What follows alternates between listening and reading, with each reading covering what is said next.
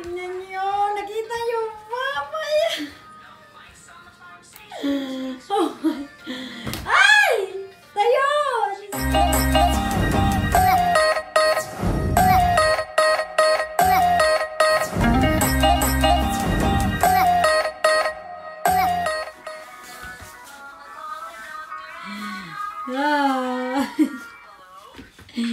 Yeah! Good morning, Team Lavidabs, and welcome back dito sa ating channel! Yes, yo! And today is Monday at dahil dyan, back to normal na naman tayo, yo! Kagabi galing kami Miami at nakauwi na kami, yo! Sobrang energy natin ngayon dahil, yes, why not? Today ay hindi tayo magre-react, magva-vlog-vlogan lang tayo.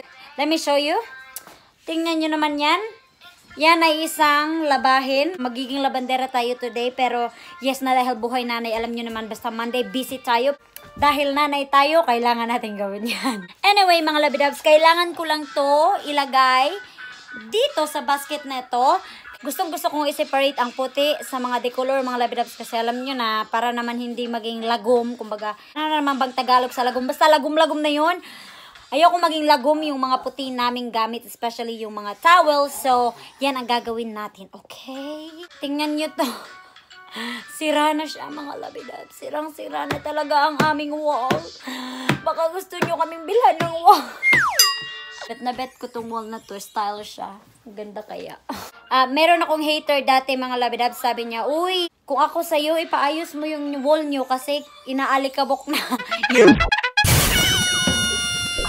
Yes, Day. Ikaw bumili sa amin ng wall, okay? Dahil wala kaming pera, yo. Hindi namin afford.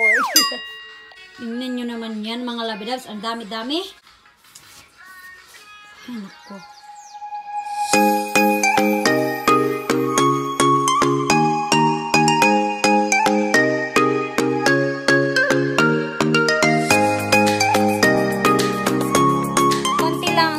Mga labidabs, andito inupuan ni Ozzy, tapos ito yung mga decolor. Lalabhan natin yan mamaya, natin kasama kayo.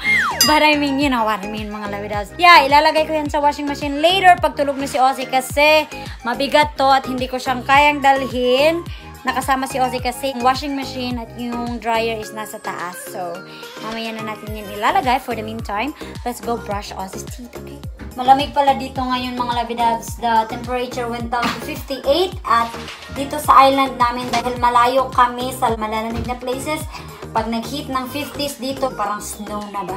Nak! Tingnan nyo ito, binili ko toothbrush kay Ozzy. Ting, ting, tireng, ting, ting, ting. Cut.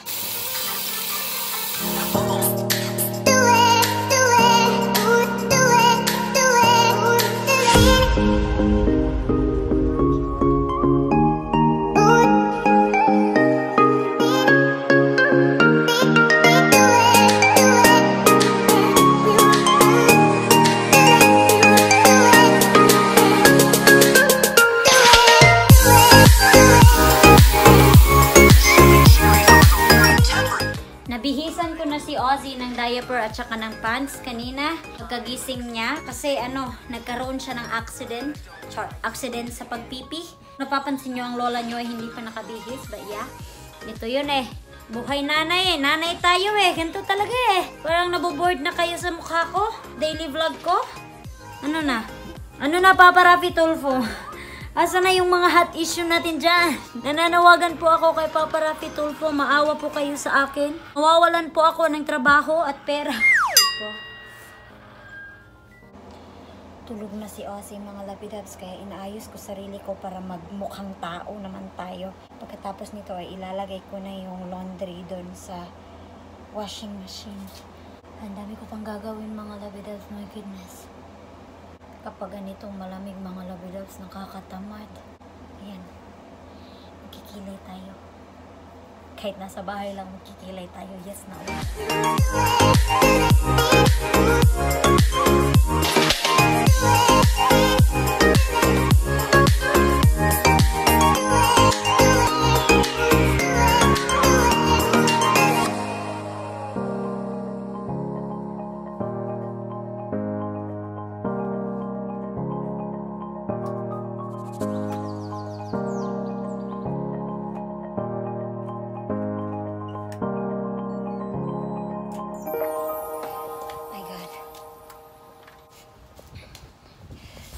Sobrang lamig mga labidaws. Karan. Let's go. Mamadali ako mga labidaws. Baka magising tayo kasi mga labidabs, parang nasanay na ako na magkilay at maglagay ng ganito.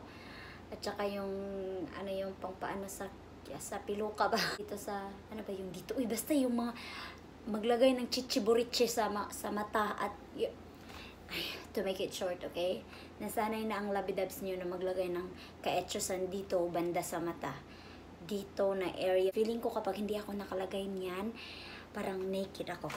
Hindi yan nasasabihin ko sa inyo. Lola nyo pala ay may bagong kaetchosan na naman. Kita nyo to mga labidabs? So yesterday nung pumunta kami sa Miami, the reason kung bakit talaga kami pumunta dun is dahil dito. Kasi mag-i-agent na ang lola nyo. Agent ng LBC. Bayets! So alam niyo naman tayong mga Pinoy, mahilig tayong magpadala ng balikbayan box. And kahit ako nagpapadala ako ng balikbayan boxes, but lately di ako nakapagpadala kasi tipid muna ng konti. Kasi $100 kaya yung sa isang box. Kaya I figure out kung bakit hindi na lang ako mag-agent. Kasi pag nag-agent ka, may commission. So I found out kasi na dito sa Florida Keys, dito sa island namin, walang nagpipick up ng balikbayan boxes. So mostly yung mga Pinay na hindi ko naman kilala, pero kilala lang dalawa kong kaibigan, pumupunta daw sila ng Miami to bring their boxes. Pero minsan nga lang daw kasi nga nakakapagod naman talaga 3 hours or 2.5 hours pumunta ka ng Miami. So we decided, my husband and I decided that we're gonna be an agent. What that means mga labidabs is we're gonna pick up all the boxes from here, tapos kami magdadala dun sa Miami. So I don't know kung magkano ang commission, but yes mga labidabs, the commission is not much, I know, but I'm sure that I can use it para pambayad sa box na dadalhin ko. Alam nyo na, pa-smart lang mga labidabs kasi wala tayong pera, hindi tayo mayaman, bayets. Alam nyo naman, be practical. But anyway mga labidabs, hindi naman yung point ko dito eh. Point ko talaga is, sasabihin ko lang sa inyo na dadalhin ko to dun sa likod. Kasi simula nang andito to kahapon si Ose, palaging umaakyat dito at baka mahulog na naman. Kaya dadalhin ko to dun sa likod. Tara na. Of course, hindi kayo sasama, no? Dito lang. Grabe yung mga labidabs, para akong kidlat. Nilagay ko yung box, chinek ko yung laundry, tinapon ko ang basura, bumalik ako dito, nagwalis ako, at ngayon ay hinihingal ako, tapos kakain na sana ako, tapos wala palang rice. Kaya nagluluto ako ng rice, pansamantala kakain muna tayo dito, okay? Gising na si Ossie, mga labidabs. So that means, ano ba to? So that means, trabaho na naman tayo. Buhay nanay. Pinapakain ko na siya ngayon ng manok at crackers. Ayaw niya kumain ng rice. Kaya yes na. And then while he is eating mga labidabs, kailangan kong i-repack itong mga binili naming manok kasi sobrang dami. Pag namimili kami ng grocery ni Manny sa Miami, dinadamihan namin para you know, it will last longer at mas nakakatipid ka. Yun nga lang, pagdating mo dito, kailangan mo talaga silang i-repack. Katulad nito, the chicken breast, this is 10 pounds and I think this is only $14. So, mas nakakatipid ka talaga kaysa dito.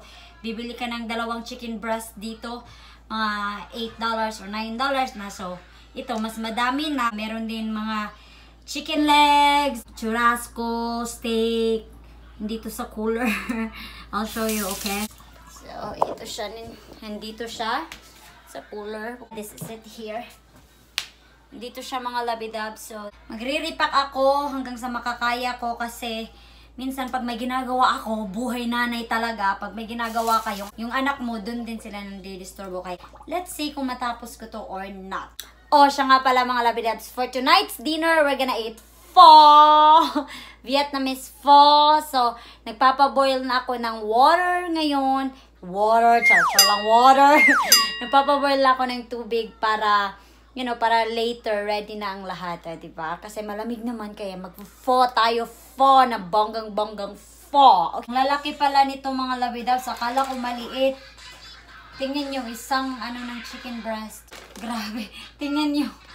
Ang laki-laki. Kailangan ko itong bilisan mga labidabs kasi tingnan nyo si Ossie, andyan na. Pag andyan na yan, alam na. Ito yung sikreto namin para makatipid. Mga bagay na dapat mong gawin kung gusto mong makatipid. Alam nyo yun. Alam ko yung iba hindi ito ginagawa kasi it will take time. Katulad nito, is-separate mo siya. Pero worth na worth talaga mga labidabs kapag ganito ang ginagawa nyo. Especially kung nakatira kayo sa isang lugar kung saan napakamahal. This is the best thing you can do ever. Ito mga labidabs, pag manok, talagang sensitive ang mga tao. Kasi pag manok, salmonella agad. Kaya ako din, hindi ko yan alam dati pero yes na, parang na ano na ako. Parang nasanay na ako sa kanila na pag manok, may mga ganyan, kailangan agad-agad na i-freeze. Mga ganun ba? Yan. Lalagyan mo lang ng chicken breast. Para alam natin kung ano yung andito. Kasi pag na-freeze na siya, pag matigas na siya, hindi mo na siya masyadong ma-identify. Bakit? Yan, di ba? My God, mga labidab si Ozzy, nagpupo. Tapos, lumabas sa likod niya. Kainin. Ang bahaw. My God. Tingnan niyo. Nakita niyo ba? Oh my. Ay! Tayo! Lilinisan ko muna anak ko, mga labidabs. My God, this is not what I expected, Ozzy. My God, mga labidabs, nasa kamay niya na lang. Oh my God, yes. Ang lamig pa naman ng tubig. I guess you're gonna shower, huh? Bubble bath. Bubble bath. Bubble bath. Dili ni mawa to ang plano karon ni adlaw pero kay yes na. Yeah, Ozzy, tungod kay nalibang man ka, ligo na lang ta. Kaya dili si mama ganahan magunit og tubig kay tugnaw, yes na lang.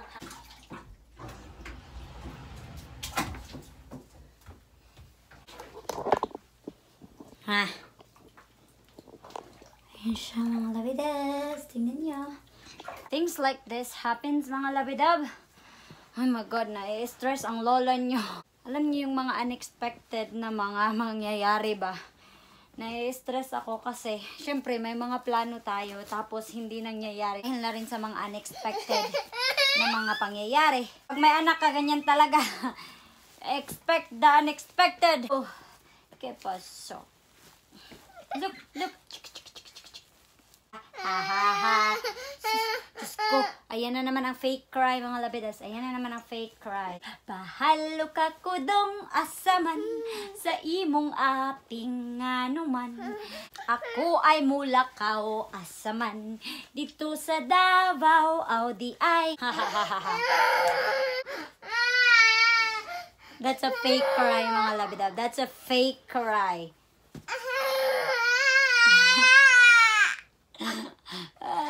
Show me the tears. Be, asa man ang luha, be? Asa man ang luha, be? Asa man ang luha, be? Pakita kang mama ang luha, be? Luha, be?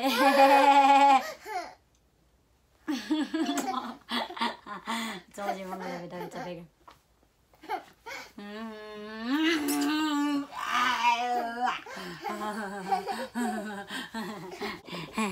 Kabihit na po si Ozzy. Dito na po siya.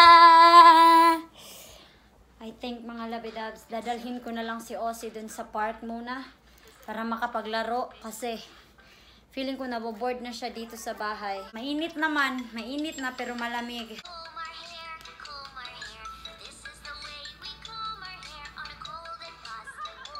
We are at Winn-Dixie right now. Look at my little buddy. Oops. We're gonna get something really important for the fall. There we go. Look at Ozzy. Oh, we're not going there. The other. Ozzy. Hey. We're back mga labidabs. Ito lang ang binili namin. Ano ba to? Sibuyas at saka jalapeno. Wala pala kami nito kaya kailangan siya pag kumain ka ng pho. My God, umiyak si Ozzy doon mga labidabs kasi kumuha siya nito tapos gusto niya yung malalaki. Tapos binuksan ko. Tapos dalawa yung hinahawakan niya, nahulog yung isa. Gusto niyang pulutin. Sabi ko wag. Tapos nagbabayad pa kami. My goodness. Sumigaw na siya ba? Ano ba? Uwi na tayo mga labidabs kasi baka nakauwi na yung asawa ko. So let's go! And we just finished eating! And how was the food, baby? Delicious.